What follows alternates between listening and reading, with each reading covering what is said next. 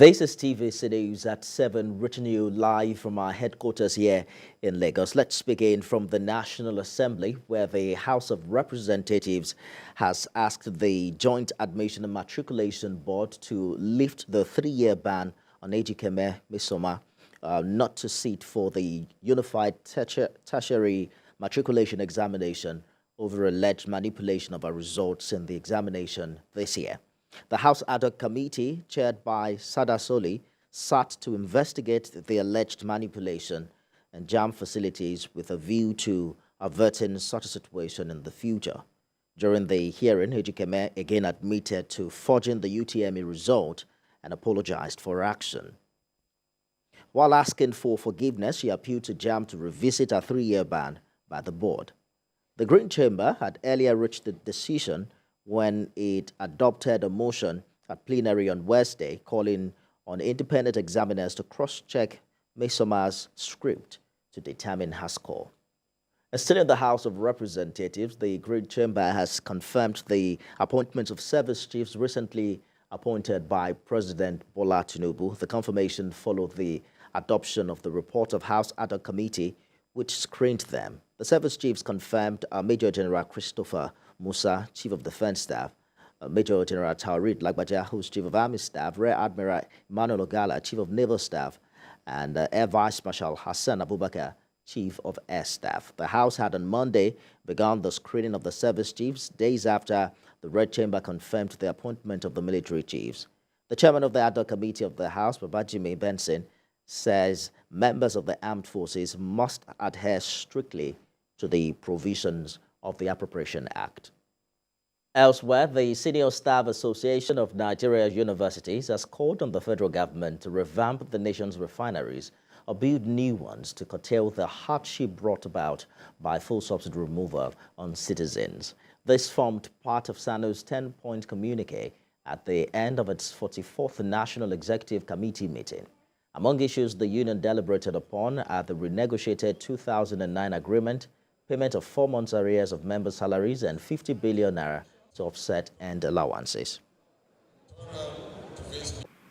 Even as we welcome the subsidy removal, we are most worried about the method and glaring absence of visible palliative measures to cushion its strangulating effects.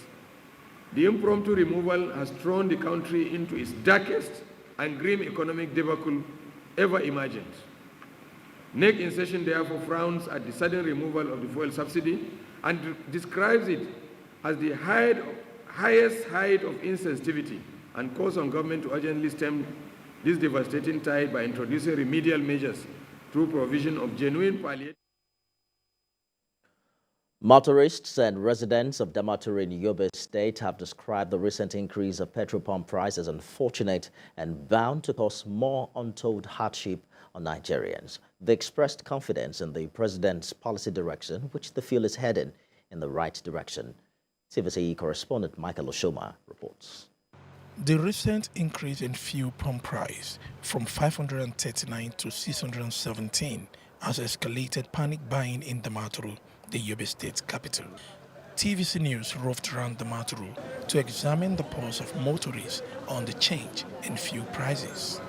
Most of the filling station in Yobe has closed down. Normally the Nigerian method, the Nigerian things, you know. So, and the only filling station, the very few that are available that are still selling, you see queue, and that's actually, if this thing happen, if this thing occur, as they are trying to add this fuel, in fact, people may even die. Yes, of course, because now already people are suffering, and now they are trying to increase the fuel. So what do you expect people to do? Some of the filling stations in Damaturu have begun to sell at the new government-authorized fuel pump price, while some still maintain the old price. This fuel station still sells at 560 naira pump price. Some of the motorists appreciated President Tinubu for sustaining the subsidy removal. The decision that Mr. President made is a right decision. You can't develop a country with this condition.